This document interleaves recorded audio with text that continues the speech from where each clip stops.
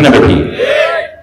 তাহলে স্থায়ী ভালো জায়গা কয়টা বলেন? কি সবাই বলেন মসজিদ, আবার বলেন মসজিদ, মাদ্রাসা। মাদ্রাসা হলো দ্বীনের পাওয়ার স্টেশন, পাওয়ার হাউস।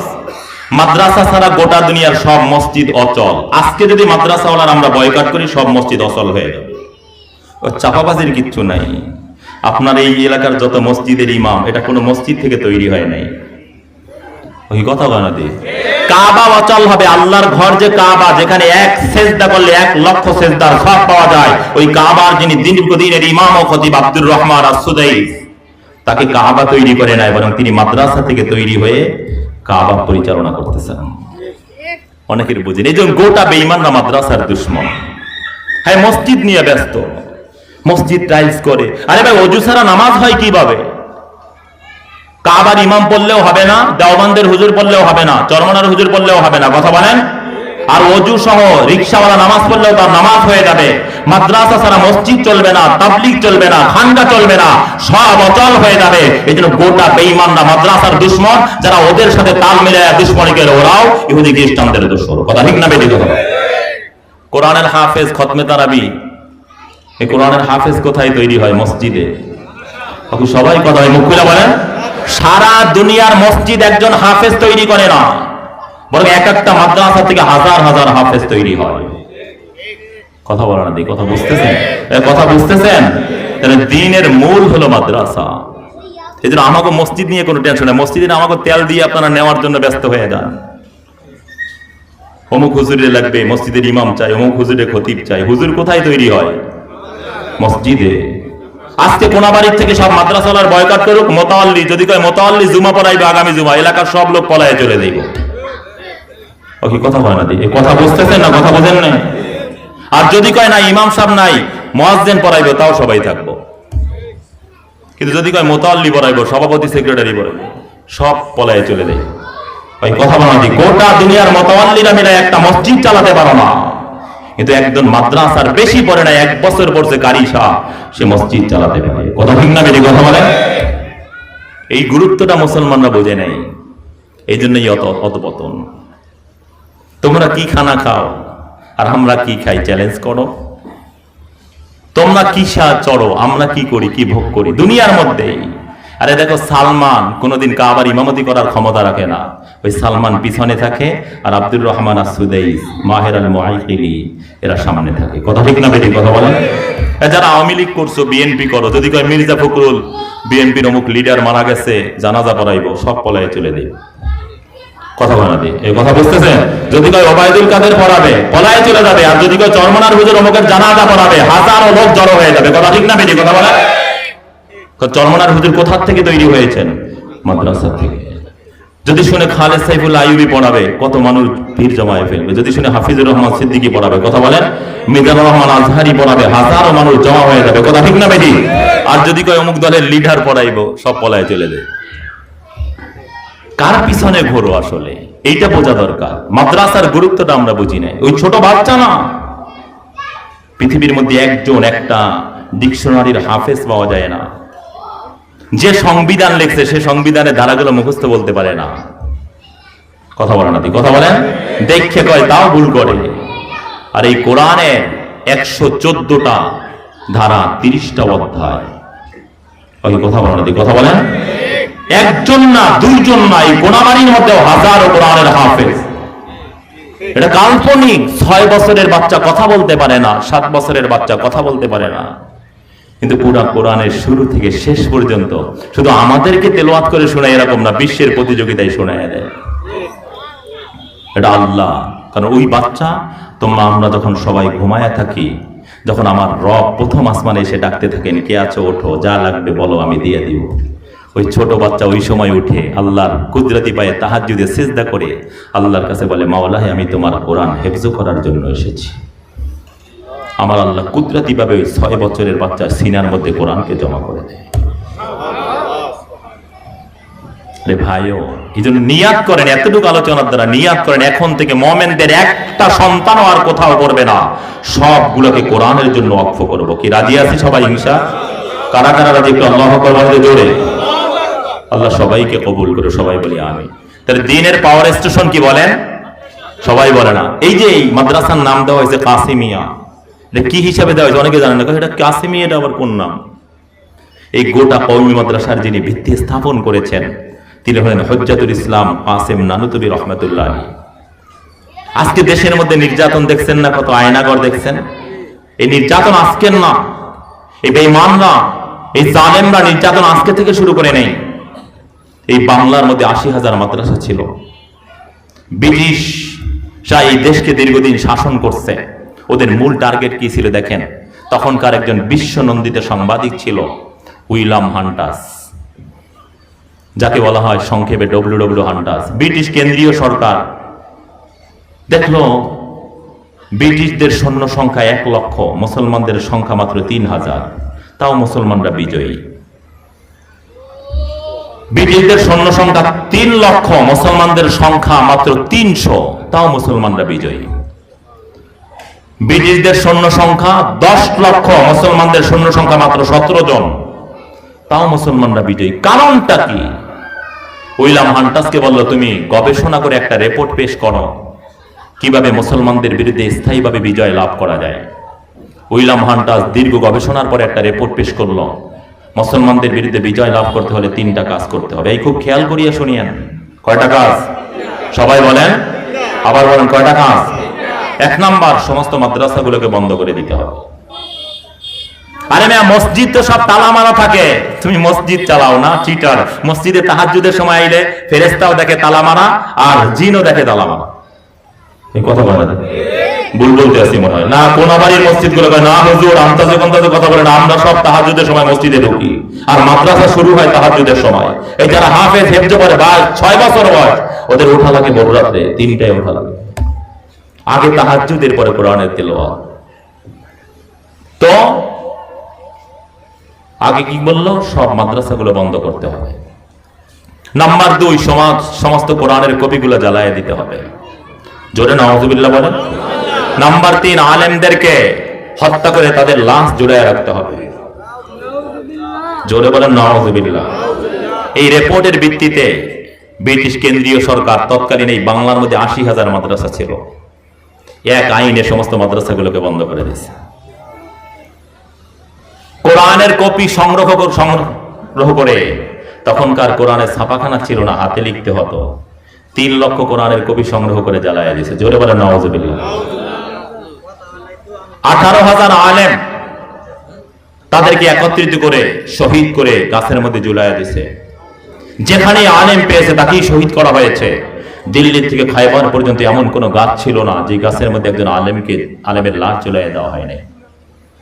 তৎকালীন জামানায় বিশ্ববিখ্যাত বুজুর্গ হুজ্জাতুল ইসলাম কাসেম নানুতুবি রহমাতুল্লাহ আলাইহি চিন্তিত হয়ে গেলেন, কি হবে? মাদ্রাসার বন্ধ, কোরআনকে জ্বালায় দেওয়া হচ্ছে, আলেমদেরকে শহীদ করে দেওয়া হচ্ছে, কি হবে? তিনি রাত্রে তাহাজ্জুদে দাঁড়ায় গেলেন, এক আয়াত তেলাওয়াত করেন আর কান্নাকাটি করেন, আবার তেলাওয়াত করেন, আবার কান্নাকাটি করেন। তাহাজ্জুদের সেজদায় গেলেন, আল্লাহ কুদরতি ভাবে তাকে ঘুম পাড়াইয়া দিলেন। ঘুমায় গেছে, অমনি স্বপ্নে দেখে সাইয়্যিদুল মুরসালিন মুহাম্মদুর রাসূলুল্লাহ সাল্লাল্লাহু আলাইহি ওয়াসাল্লাম মাথার কাছে হাজির হয়ে গেছেন। এই কাসেম নানুতুবি, কি চিন্তা করো? মাথা উঠাও। ইউরিদুনা লিউতফিউ নূরাল্লাহি বিআফওয়াহিহিম আল্লাহু মুতিম্মু নূরিহি ওয়ালাউ কারিহাল কাফিরুন। ওরা আল্লাহর দ্বীনকে ফু দিয়ে নিভিয়ে দিতে চায়, আল্লাহর দ্বীনকে কেউ নিভাতে পারে না, বরং যে নিভাতে আসে সেই নিভে যায়। কথা বলেন। কত আলেমদের হাতের মধ্যে কড়া লাগাইছো, হ্যাঁ? কত আলেমদেরকে শহীদ করছো, কত নির্যাতন করছো, হ্যাঁ? এখন দেশ থেকে এমন ভাবে পলায়ন করছো, আর কোনোদিন জায়গা হবে না। কথা ঠিক না? কথা বলেন। দিনকে যারাই আঘাত করছে শেষ হয়ে গিয়েছে, দিনের কিছুই করতে পারে না। ইব্রাহিমকে অগ্নিকুণ্ডলের মধ্যে ফেলাইয়া দিছে, কিন্তু ইব্রাহিমের কিচ্ছু হয় নাই। আজকে কোনাবাড়ির মধ্যে খুঁজলেও শত শত মানুষের নাম ইব্রাহিম পাবে, কিন্তু আমি চ্যালেঞ্জ করলাম, গোটা দুনিয়ার মধ্যে একটা বেঈমান নাস্তিক ও নমরুদ নাম রাখে না। কথা ঠিক না? কথা বলেন। যারাই মিটানোর চেষ্টা করছো, আল্লাহ তাকে অমর করে দিয়েছে। সারা দুনিয়ার মধ্যে ফেরাউন নাম পাবেন না, কিন্তু মুসা নাম কথা বলা দি কথা বলা মোহাম্মদকে মিটানোর জন্য চেষ্টা করছো। আজকে ছোট্ট বাচ্চা, বাবা তোমার নাম কি কয়? রেজাউল করিম। মুরব্বী পাশের থেকে বলে, বলো মোহাম্মদ রেজাউল করিম। আমরা সবাই মোহাম্মদ। কথা বলে না? কথা বলেন। এই জন্য তো আমরা, আমাকে গালি দাও কিছু নাও বলতে পারি, আমার মাকে গালি দাও হয়তো ছেড়েও দিতে পারি, কিন্তু আল্লাহর কসম আমার রাসূলের একটা পশম নিয়ে কথা বলবা, জিহ্বা টেনে ছিঁড়ে ফেলা হবে। কথা ঠিক না? তো আল্লাহর হাবিব বলেন, কাসেম মাথা উঠাও, ওরা দিনকে মিটাতে পারবে না। আলেমদেরকে শহীদ করছে, আল্লাহ শহীদ হিসাবে কবুল করছে, এদের মর্যাদা অনেক বেশি। মাদ্রাসা বন্ধ করছে, কিচ্ছু হবে না, যাও আমি রেখা করে দিলাম, এই রেখায় আবার মাদ্রাসা পড়ো, এখান থেকে গোটা দুনিয়ায় আবার হেদায়েতের হাওয়া, কোরআনের হাওয়া আবার গোটা দুনিয়ার মধ্যে ছড়িয়ে পড়বে। কাসেম নানতুবি রহমতুল্লাহ আলাইহি, আমার ঘুম ভেঙে গেল, দেখি এমন সুঘেরান, আল্লাহর কসম করে বলি আমার নাক কোনোদিন এই ধরনের সুঘেরান নেই। হাসনা হেনার মধ্যে এই ঘেরান পাওয়া যায় না, গোলাপের মধ্যে এই ঘেরান পাওয়া যায় না, মেশকাম্বারের মধ্যে এই ঘেরান পাওয়া যায় না। আমি বুঝতে পারলাম এটা জান্নাতের সুঘেরান। কি স্বপ্নে আমি দেখলাম, রাসূল রেখা করলেন দেওবন্দ নামক এলাকা, এটা তো একটা ডাস্টবিন, ডাস্টবিন বোঝেন না? ওই যে ময়লা দেখেন না, দূরে গেলেও ময়লার দুর্গন্ধ, কিন্তু এখন গোটা এলাকা শুধু সুঘেরান। কাসেম নানতুবি বলে, আমি পাগলের মতো হয়ে গেলাম, রাসূলের স্বপ্নের বাস্তবতা দেখার জন্য আমি দৌড়ে গেলাম। রাসূল যে রেখা করে দিয়েছেন, যে দেখি যে ডাস্টবিনের উপরে রেখা করছেন, ওখানে ডাস্টবিন নাই, সুঘেরান আসতেছে, আর ওই রেখার জায়গাটা ঝলমল করতেছে। আমি আমার ভাই ইয়াকুব নানুতুবিকে ডাকলাম, মাওলানা রফিউদ্দিনকে ডাকলাম, মাওলানা জুলফিকার আলীকে ডাকলাম, মাওলানা ফজলুর রহমানকে ডাকলাম, হাজী আবিদ হোসেনকে ডাকলাম, ভাই বসেন। আমি এইটা বললাম, রুমাল বিছাইয়ে দিলাম। এত অভাব ছিল, টাকা ছিল না, মাত্র 3 রুপি আমার কাছে ছিল, আমি এইটা রুমালের উপরে দিলাম। এরপরে সবাই কিছু কিছু দিল। 1866 সনে 30 মে 15 মুহররম 1283 হিজরিতে কাসেম নানতুবি রহমতুল্লাহ আলাইহি বলেন, মাদ্রাসা একটি ডালিম গাছের নিচে, কোনো ঘর নেই, কিচ্ছু নেই। শুরু করলাম, লোক নেই, আলেমরা শহীদ, অবস্থা কত মারাত্মক। এই ডাস্টবিনের কাছে কেউ আসে না, কিন্তু এখন সেখান থেকে সুঘেরান। ছাত্র নেই, দেশের মধ্যে লোক নাই, যেখানেই মুসলমান পাওয়া যাচ্ছে সেখানেই তাদেরকে শহীদ করে দেওয়া হচ্ছে। কাসেম নানতুবি বলেন, একজন ওস্তাদ এবং একজন ছাত্র, মোল্লা মাহমুদ ওস্তাদ, মাহমুদুল হাসান দেওবন্দি, এই ছাত্র দিয়ে মাদ্রাসা শুরু হলো। আজকে গোটা দুনিয়ায় যাবেন, ইলিয়াস শাহ রহমতুল্লাহ আলাইহি দারুল উলুম দেওবন্দের ছাত্র, আশরাফ আলী থানভী রহমতুল্লাহ আলাইহি, হোসাইন আহমদ মাদানী রহমতুল্লাহ আলাইহি, হাফিজ হুজুর রহমতুল্লাহ আলাইহি, শামসুল হক ফরিদপুরি রহমতুল্লাহ আলাইহি, এরকম গোটা দুনিয়ার মধ্যে যত বড় বড় ব্যক্তি, সারা দুনিয়ার মধ্যে যত কওমি মাদ্রাসা, লাখ লাখ, এগুলো সব দারুল উলুম দেওবন্দের শাখা। ওই নামের ভিত্তিতেই কাসেম নানতুবি রহমতুল্লাহ আলাইহি, তার নামের ভিত্তিতে দারুল উলুম নামটাও আছে, আবার কাসিমিয়া, এই জন্য এই নামটা রাখা হয়েছে। আল্লাহ যদি কবুল করে, এটাও এরকম একটা মাদ্রাসা হবে, দাওরাত হাদিস হবে, ইফতা বিভাগ হবে, এখান থেকে হাজারো আলেম তৈরি হবে। আল্লাহ কবুল করুক, সবাই বলি আমিন, জোরে বলি আল্লাহুম্মা আমিন। তাহলে দিনকে যারা মিটাতে আসে তারাই মিটে যায়, দিনকে কেউ মিটাতে পারে না। কথা ঠিক না বেটি? কথা বলেন। এজন্য মাদ্রাসার সহযোগী হন। মাদ্রাসায় যত ফেতনা, যত ভেজা, মসজিদে কোনোদিন কিচ্ছু নেই, নামাজ পড়ে না। আমি গত জুমায় বলছি, নামাজ পড়ে না, জীবনে নামাজের খবর নাই, হ্যাঁ মসজিদ কমিটির সভাপতি, ওকে দেখেন না দলীয়করণে এড়িয়ে করছে, জীবনের নামাজের খবর নাই। কথা বলেন। মদের ব্যবসা করে, জুয়ার ব্যবসা, জুয়া, সুদের 6 লাখ করে, সেরে বানাই দিয়েছে মসজিদের সেক্রেটারি। কথা বলেন না? কথা বলেন না। মসজিদ নামাজের ঘর, ওই মসজিদের সভাপতি হবে যে 5 ওয়াক্ত নামাজ জামাতের সাথে পড়ে, তাহাজ্জুদ পড়ে, যদিও সে রিকশাওয়ালা, সে মসজিদের সভাপতি হবে। কথা ঠিক না বেটি? কথা বলেন। ইসলামে অবজ্ঞা বলতে কিচ্ছু নেই। বেলালে হাফসি তাহাজ্জুদ গোজার, কথা বলেন। বেলালে হাফসি রাতে তাহাজ্জুদের সিজদায় কাঁদে, জীবনে ফরজ নামাজ তো দূরের কথা, তাহাজ্জুদ মিস করে না। আমার রাসূল বেলালে হাফসিকে, রাসূল মসজিদে নববীর ইমাম বেলালে হাফসিকে মুয়াজ্জিন বানায় দিয়েছেন। আর আমরা চিটার বাটপার, কথা কয় না, এগুলোর ধরে মসজিদের সভাপতি, মসজিদের অমুক, সব মসজিদ গুলো শেষ হয়ে যাচ্ছে। আর সুদখোর, যেই সুদখোরের বিরুদ্ধে বয়ান হয়, এই হুজুর আপনি জান না, এই কথা বলেন।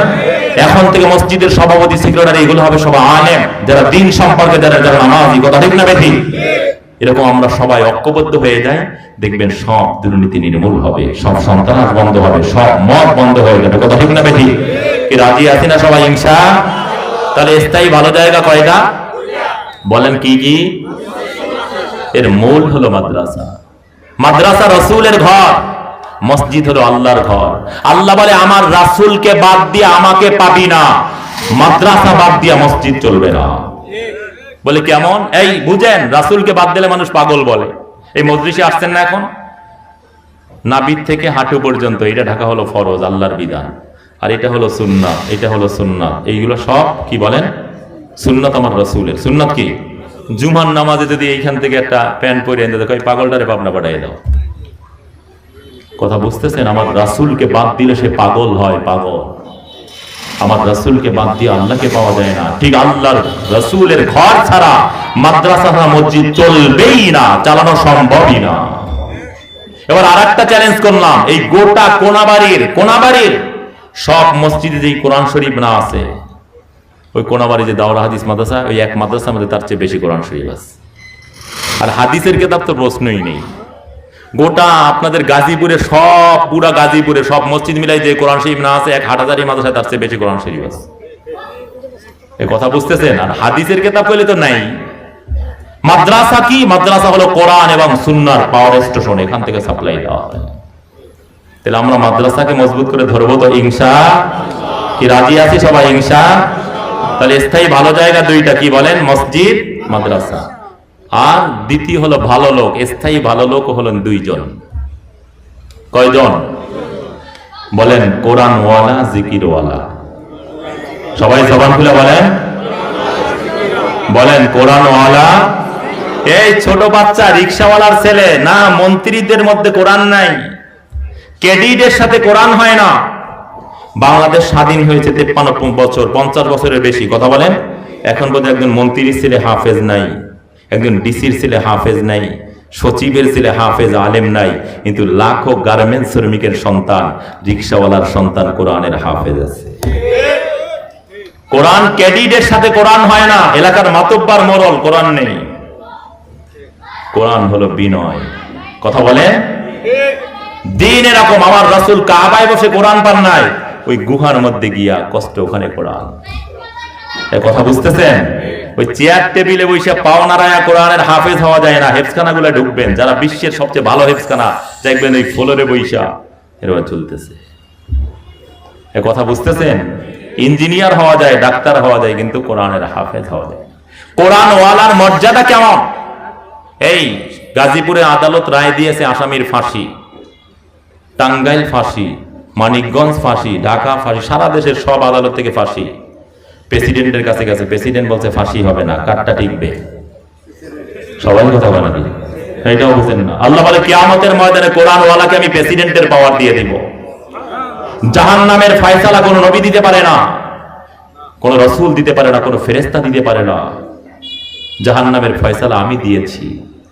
কিন্তু কোরআনওয়ালার পাওয়ার কি দেখো, কিয়ামতের ময়দানে এরকম কমপক্ষে 10 জন, যাদের জন্য জাহান্নাম অত্যাবশ্যক, জাহান্নাম ওয়াজিব, জান্নাত হারাম হয়ে গিয়েছে, এরকম 10 জন জাহান্নামীর হাতের থেকে জাহান্নামের কড়া খুলে কোরআনওয়ালা ধরে ধরে জান্নাতে নিয়ে যাবে।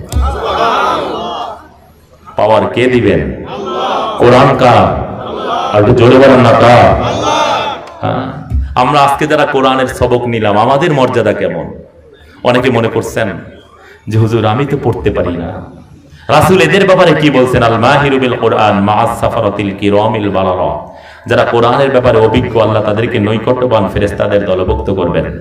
ওয়াল্লাযী ইয়াকরাউল কোরআন, আর যারা কোরআন পড়ে, ওয়ায়াতাতাআতাউ ফীহি, বড় হয়ে গেছে, বয়স হয়ে গেছে, পড়তে পারে না, তোতলায় আটকে যায়, হয় কি হয় না? কথা বলেন। ওয়া হুয়া আলাইহি শাকুন, কষ্ট হইতে থাকে, পারে না, একটা হরফ বলে আরেকটা উচ্চারণ হয়ে যায়। আল্লাহর হাবিব বলেন লাহু আজরান, এই কোরআন ওয়ালাদেরকে আমার রব হাফেজরা তেলাওয়াত করে যেই সওয়াব পায় তার দ্বিগুণ সওয়াব দিয়ে দিয়েছে। কেন? আল্লাহর কোরআন পড়তেছে আর কষ্ট করতেছে। আল্লাহ বলে আমার কোরআন নিয়ে তুমি কষ্ট করতেছো, আমি তোমাকে মাহরুম তো করবো না, বরং 2 গুণ সব দিয়ে দিব। সুবহানাল্লাহ। কোরআন তো এমন এক কিতাব, দেখা পড়লেও সব, না দেখা পড়লেও সব, অজুর সাথে পড়লে সব, অজু ছাড়া পড়লেও সব হয়। কোরআনের দিকে তাকায়া থাকলেও আমলনামায় সব জমা হইতে থাকে। সুবহানাল্লাহ। শুধু সবই জমা হয় না, আমার মালিক তাকে জামানার শ্রেষ্ঠ ওলি বানায় দেয়। 3 জিনিসের দিকে তাকায়া থাকলে সব হয়। মা বাবার দিকে মহব্বতের নজরে যতবার তাকাবেন, আমলনামায় কবুল হজের সব জমা হইতে থাকবে। আল্লাহর ঘর বাইতুল্লাহর দিকে যতবার তাকাবেন, ঘুরবেন, আমলনামায় নামাজের সব জমা হইতে থাকবে। আর আল্লাহর কোরআন শুধু সব হয় না, আল্লাহ জামানার শ্রেষ্ঠ ওলি বানায় দেন। কত ঘটনা কিতাবের মধ্যে আসছে। আলাউদ্দিন মিসরি রহমাতুল্লাহ আলাইহি মুস্তাজাবুদ দাওয়াত ছিলেন। যেই দোয়া করতেন সেই দোয়াই কবুল হয়ে যাইত, যেই স্বপ্ন দেখতেন সেই স্বপ্নই দিবালোকের মতো বাস্তবায়ন হয়ে যাইত। রাতে তাহাজ্জুদ কোনোদিন মিস করতেন না। একই রকম তাহাজ্জুদ পড়তে পড়তে শেষ সিজদার মধ্যে ঘুমায় গেছেন। আসলে ঘুমান নাই, আল্লাহ ঘুম পাড়াইয়া দিয়েছেন। স্বপ্নে দেখতেছেন আল্লাহ তার মাথার কাছে হাজির হয়ে গেছেন। আল্লাহ আমাদেরকেও জীবনে একবার হলেও নসিব করিয়া, সবাই বলি আমিন, জোরে বলি আল্লাহুম্মা। এই আলাউদ্দিন ঘুমাও, এই যে দেখো আমার এক ওলি, আমার এক বুজুর্গ, আমার এক বন্ধু মারা গেছে, যাও দ্রুত গিয়ে তার জানাজায় শরীক হও, আমি তোমার মর্যাদা আরো বাড়াই।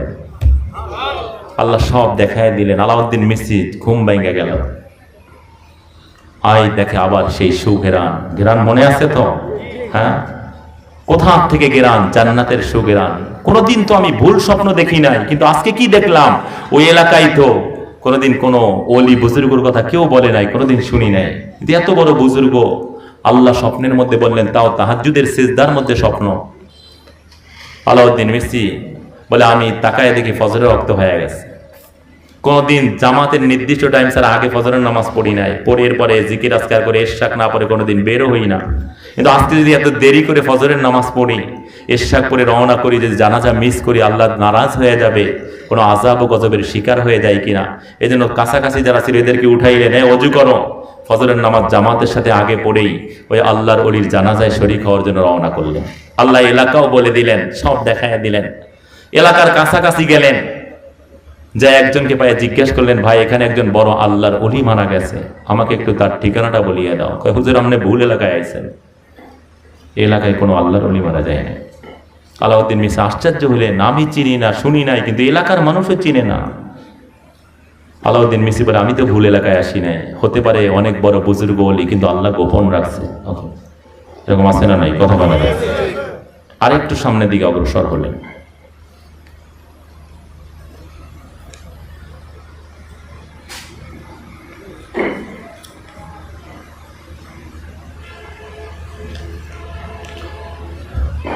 আলাউদ্দিন মিসরি বলে, আমি আরেকটু সামনে অগ্রসর হলাম, আর একজনকে ভাই জিজ্ঞাসা করলাম, ভাই এখানে একজন বড় আল্লাহর ওলি বুজুর্গ মারা গেছে, আমাকে একটু তার ঠিকানা বলে দাও। সেও একই কথা বলে, হুজুর কোনো আল্লাহর ওলি মারা যায় নাই। আরো আশ্চর্য হলেন, ঘটনা কি? কাছাকাছি পৌঁছে একজনকে ভাই জিজ্ঞাসা করলেন, ভাই এখানে একজন বড় বুজুর্গ মারা গেছে, আমাকে একটু তার ঠিকানাটা বলে দাও। সে বলে, হুজুর কোনো আল্লাহর ওলি মারা যায় না, তবে একজন মূর্খ কৃষক মারা গেছে, ওই যে তার বাড়ি। আলাউদ্দিন মিসরি বলে, আমি কথা শুনে দৌড়ায় গেলাম, দেখি লোকজন লাশ সামনে নিয়ে জানাজার জন্য দাঁড়ায় গেছে। আমাকে দেখিয়েই সবাই আশ্চর্য, হুজুর আপনি এখানে কিভাবে আসলেন? ধরেন এখন আমরা হঠাৎ যদি দেখি কাবার ইমাম সাহেব হুজুর এখানে আসছেন, আশ্চর্য হবো কি হবে না? কথা বলেন। হুজুর বলে, আমি আসি নাই, আল্লাহ আমাকে পাঠায় দিয়েছেন, আমাকে একটু লাশটা দেখার জন্য দাও। আলাউদ্দিন মিসরি বলে, আমি তখন লাশ দেখার জন্য চেহারা থেকে কাপড় সরাইলাম, দেখি পূর্ণিমার চাঁদের মতো চেহারা ঝলমল করতে আছে, আর আল্লাহর ওলি কেমন জানি মুস্কি মুস্কি হাসতে আছে। আমি দেখি আর সহ্য করতে পারি নাই, আল্লাহর ওলির কপালের মধ্যে একটা চুমা দিয়ে দিলাম। লোকজনকে জিজ্ঞাসা করলাম, ভাই কি আমল করে এত বড় ওলি হয়ে গেল? বলে, হুজুর তার কোনো আমল তো আমরা জানি না, সে তো একজন মূর্খ কৃষক। তোমরা একটু অপেক্ষা করো, আমি বাড়িতে জিজ্ঞাসা করে আসি, ওই আমলটা আমার জানা লাগবে, ওই আমল করে আমাকে ওই আল্লাহর ওলির দরজায় পৌঁছানো লাগবে। কে আছে তার বাড়িতে? হুজুর তার স্ত্রী আছে, কান্নাকাটি করতেছে। হ্যাঁ, স্ত্রী স্বামী সম্পর্কে সবচেয়ে ভালো বলতে পারবে। দৌড়ায় গেলেন, উঠান থেকে ডাক দিলেন, মা মা বলে, কোনো সারা শব্দ নাই। কিছুক্ষণ পরে ভিতর থেকে কান্না জড়িত কণ্ঠে বললেন, হে জামানার শ্রেষ্ঠ বুজুর্গ আলাউদ্দিন মিসরি, আপনি আমার স্বামীর জানাজায় আসছেন, হয়তো এই উসিলে আল্লাহ আমার স্বামীকে মাফ করে দিবেন। কিন্তু এমন একদিন আপনি আমার বাড়িতে আসছেন, আলাউদ্দিন মিস্তি বলে, মা তুমি আমাকে বড় অলি মনে করো, কিন্তু তোমার স্বামী অনেক বড় মাপের বুজুর্গ আল্লাহর অলি, বলো কোন আমল করে সে এত বড় অলি হয়ে গেল? হুজুর আপনি এটা কি বলেন? আলাউদ্দিন মিস্তি বলে, আমি কথা বলতে বলতে বারান্দায় উঠে গেলাম। তো মা তুমি একটু চিন্তা করে বলো, আমি অনেক দূর থেকে আসছি, আমি আসি না, আল্লাহ আমাকে পাঠাইছেন, আমি ওই আমলটা শোনার জন্য আসছি। বলে, হুজুর আমার স্বামী তো মূর্খ কৃষক, তার কোনো আমল জানি না, তবে আপনি যে দাঁড়ায় কথা বলতেছেন দেখেন আপনার মাথার উপরে একটা তাক দেখা যায়, ওই তাকের মধ্যে একখানা কোরআন শরীফ রাখা। বুঝলেন, আমার স্বামী, আমরা এত গরিব পরিবার, গত কিছুদিন আগে কোরআনের ফজিলত সম্পর্কে আলোচনা শুনছে, একসাথে কোরআন সংগ্রহ করার মতো পয়সাও আমাদের ছিল না। কিছু কিছু পয়সা জমা করে একদিন বাজারে গিয়ে লাইব্রেরি থেকে একখানা কোরআন শরীফ হাদিয়া নিয়ে আসছে, একটা দামি কাপড় নিয়ে আসছে, আমাকে বলছে জুজদান বানায় দেওয়ার জন্য। আমি জুজদান বানায় দিছি। হুজুর প্রতিদিন সকালবেলা ফজরের নামাজ আদায় করে ওই কোরআনে কারিম নামাইতো, চুমা দিয়ে কতক্ষণ বুকে জড়ায় কান্নাকাটি করতো। এরপরে কোরআন খুলিয়া প্রত্যেক লাইনের উপরে আঙ্গুল টানতো আর ছোট বাচ্চার মতো আওয়াও করে কাঁদতো আর বলতো, হাদা কালাম রব্বি ওয়ালা আকদিরু আন আকরা কালাম রব্বি, এটা আমার রবের কালাম, আমি কত বড় হতভাগা দুর্ভাগা, আমি আমার রবের কালাম পড়তে পারি না। ওয়া কালামুল্লাহি হাদা হাক্কুন ওয়া আয়াতুল্লাহি হাদিহি হাক্কা, আমার আল্লাহর এই কথাটাও সত্য, এই আয়াতটাও সত্য। হুজুর এরকম ঘন্নাখান্ডি কান্নাকাটি করতো। আবার ক্ষেত খামারে কাজে চলে যাইতো, মাগরিবের পরে আইসা আমাকে বলতো বাতি জ্বালায় দাও, এসা পর্যন্ত আবার একই কাজ করতো। ঘুমের আগে অজু করে আবার কোরআনটাকে জড়াইয়া ধরতো, চুমা দিত, কিছুক্ষণ কোরআন খুলিয়া তাকায়া থাকতো। এই কথা শুনে আলাউদ্দিন মিস্তি তার চোখ থেকে ঝরঝর করে পানি পড়া শুরু হয়ে গেছে। বললেন, ও মা, আল্লাহর জাতের কসম করে বলি, এই আমলের কারণে আল্লাহ তোমার স্বামীকে এত বড় অলি বানায়া দিয়েছে। আজকে ওই কোরআন আমাদের কাছে আছে, কিন্তু কোরআন আমরা ধরিও না, তেলাওয়াত করি না, দিন রাত মোবাইলের মধ্যে ফেসবুকের মধ্যে কথা বলেন। আজকে এখানে যারা আছেন, আমি আপনার কাছে অনেক সময় চাই না, সারাদিন ব্যস্ত থাকে, শুধু এতটুকু আবেদন করব যে রাত্রে ঘুমানোর আগে অজু করে একটু কোরআনটা চুমা দিয়ে বুকে জড়াইয়া ধরিয়ে কিছুক্ষণ কোরআনটা খুলিয়া তাকাইয়া থাকিয়েন। এই 10টা মিনিট সময় দেওয়া শুরু করে, আল্লাহ তার ওলি না বানায়া, কোরআনওয়ালা না বানায়া দুনিয়ার থেকে বিদায় দিবে না। এই নিয়াতটা করতে পারে না ইনশাআল্লাহ? কারা কারা বলা জোরে আল্লাহু আকবার। আল্লাহ সবাইকে কবুল করে, সবাই বলি আমিন। তাহলে কোরআনওয়ালা সবচেয়ে দামি, জিকিরওয়ালা কেমন দামি? কিয়ামতের ময়দানে জাকিরিনদের কোনো হিসাব হবে না, ওরা বিনা হিসাবে হাসতে হাসতে জান্নাতি হয়ে যাবে। আমরা কি চাই না বিনা হিসাবে হাসতে হাসতে জান্নাতি হতে? আল্লাহ তৌফিক দান করুন, সবাই বলি আমিন। তাহলে মসজিদ মাদ্রাসা হলো স্থায়ী ভালো জায়গা, কোরআনওয়ালা জিকিরওয়ালা হলো স্থায়ী ভালো লোক। এই মসজিদ মাদ্রাসার সাথে আমরা সম্পর্ক করব, কোরআনওয়ালাদের সাথে জিকিরওয়ালাদের সাথে আমরা সম্পর্ক করব, আর এই জন্য দুইটা জিনিসকে ব্যয় করব, সময় এবং সম্পদ। বলেন কি? সময় এবং কি? রাজি আছি সবাই? আজকে যে সময় দিলেন ক্ষতি হয়ে গেছে অনেক, কথা বলা না, আল্লাহ কবুল করে এটা নাজাতের ওসিলা হবে, কথা ঠিক না বেঠিক? এই দ্বীনি প্রতিষ্ঠানটা এটা একটা স্থায়ী জায়গা হোক, এই প্রতিষ্ঠানে হাজারো আলেম তৈরি হোক, এরকম একটা ব্যবস্থাপনা হোক। আমরা চাই কি চাই না? কি সবাই চাই? কারা কারা চাই? একটু জোরে আল্লাহু আকবার বলিতে, জোরে একটু জোরে বলে আল্লাহু আকবার। আল্লাহ কবুল করুন। আমি এই প্রতিষ্ঠানের জন্য, এই প্রতিষ্ঠানটার দিন দিন উন্নতি হোক, এই জন্য আমি আজকে কয়েকজন লোকের কাছে একটু আবেদন করব। প্রথমে একজন ব্যক্তি, আল্লাহর হাবিবের সময়, এটা আল্লাহর হাবিবের ঘর, এই ঘরটা কার বলেন?